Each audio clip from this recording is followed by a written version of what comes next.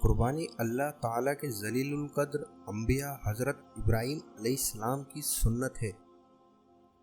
ابراہیم علیہ السلام اللہ کے وہ نبی ہیں جنہیں دنیا میں موجود 3 بڑے مذہب یعنی اسلام، یہودیت اور عیسائی اپنا مانتے ہیں۔ ابراہیم علیہ السلام کو جب آگ میں ڈالا گیا تو وہ آگ ان پر ٹھنڈی ہو گئی۔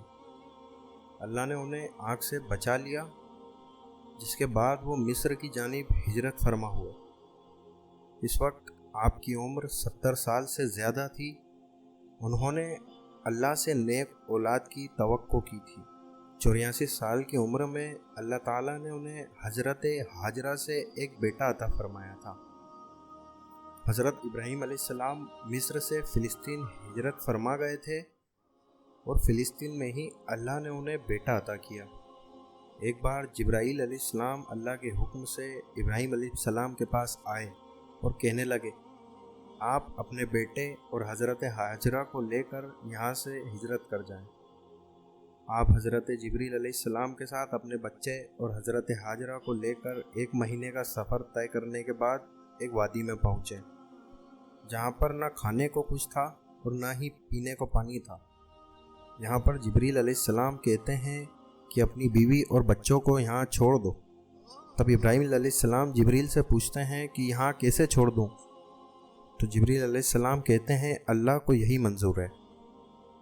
جب وہ جانے لگے تو حضرت ہاجرہ نے پوچھا، آپ کہاں جا رہے ہیں؟ ابراہیم علیہ السلام نے کوئی جواب نہ دیا۔ پھر حضرت ہاجرہ نے پوچھا، کیا یہ اللہ کا حکم ہے؟ ابراہیم علیہ السلام فرمانے لگے، ہاں، اور وہاں سے چل دیے۔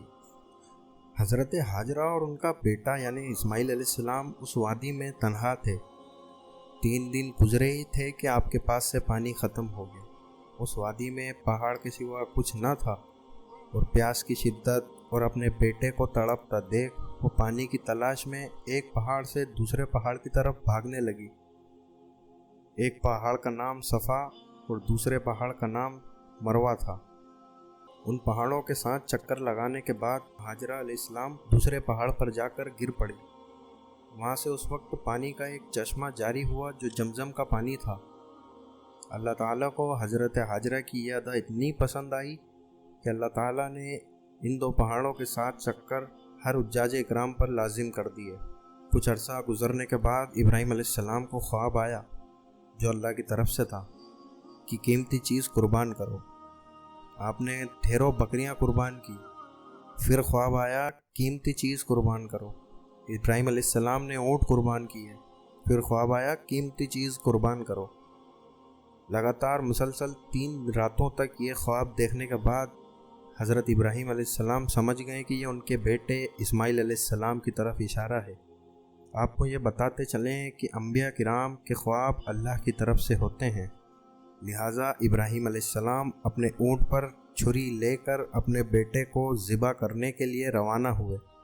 1 مہینے کا طویل سفر کر کے وہ اس وادی میں پہنچے جہاں انہوں نے حضرت ہاجرہ اور اپنے بیٹے کو چھوڑا تھا۔ اس وقت آپ کی عمر 92 سال ہو چکی تھی۔ جب وہ اس وادی میں پہنچے تو انہوں نے اپنے بیٹے اسماعیل علیہ السلام کو دیکھا اور حضرت ہاجرہ سے فرمانے لگے، اسماعیل کو تیار کرو، میں اسے سیر کرانے لے جا رہا ہوں۔ اور اس کے بعد حضرت ابراہیم علیہ السلام اپنے بیٹے کے ساتھ جمرہ کبریٰ پہنچے۔ یہ وہی جگہ ہے جہاں پر شیطان کو حج کے دوران پتھر مارا جاتا ہے۔ جمرہ کبریٰ پر پہنچ کر آپ نے اپنا خواب اسماعیل علیہ السلام کو بتایا اور کہنے لگے، میرے بیٹے، تیری کیا رائے ہے؟ بابا جان، آپ اللہ کے جلیل القدر نبی ہیں، آپ بے فکر ہو کر اللہ کے حکم کی تعمیل کریں، آپ مجھے انتہائی صبر والا پائیں گے۔ روایت میں آتا ہے کہ ابلیس نے انہیں ناکام بنانے کے کئی طریقے اپنائے۔ سب سے پہلے وہ حضرت ہاجرہ کے پاس گیا اور انہیں بتایا کہ حضرت ابراہیم علیہ السلام اپنے بیٹے کو اللہ کی راہ میں قربان کرنے والے ہیں۔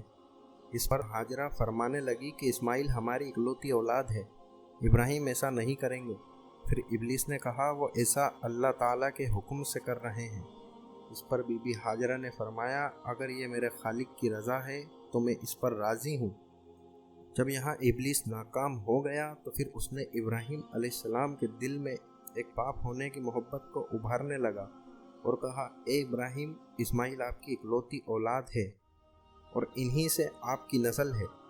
اس پر ابراہیم علیہ السلام نے جواب دیا، مجھے اللہ نے اولاد سے نوازا ہے اور یہ میرے اللہ کی امانت ہے۔ میں اللہ کے حکم پر راضی ہوں، ہم اسی کے تابع اور فرما بردار ہیں۔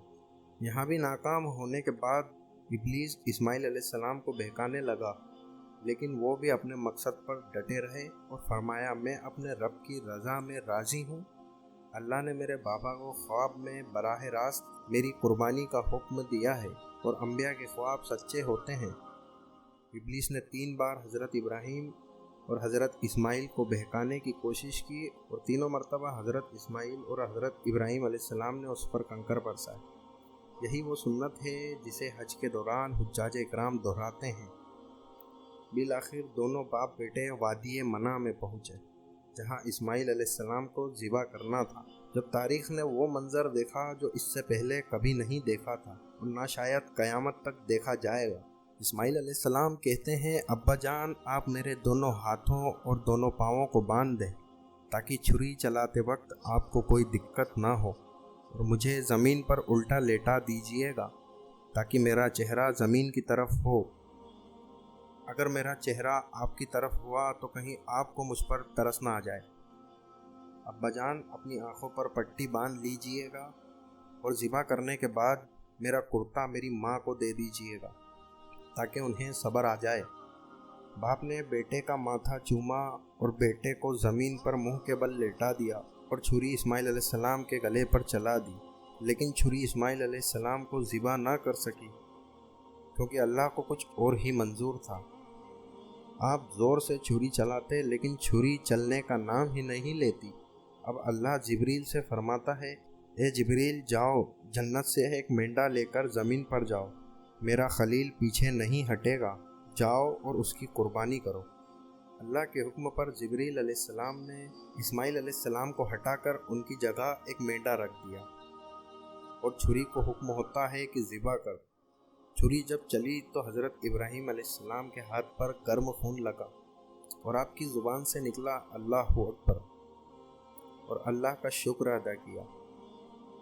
مگر جب آنکھوں سے پٹی اتاری تو دیکھا اسماعیل علیہ السلام ایک جگہ صحیح سلامت بیٹھے ہوئے ہیں۔